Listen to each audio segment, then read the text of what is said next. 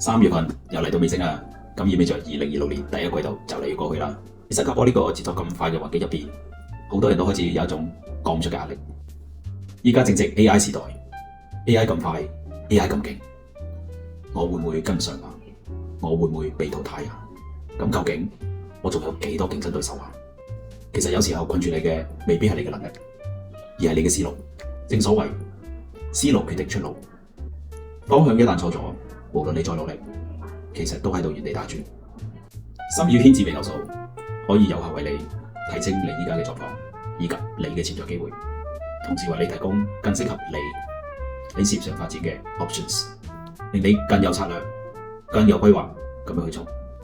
再配合全方位 optimization， 事業方面點樣部署？幾時應該衝？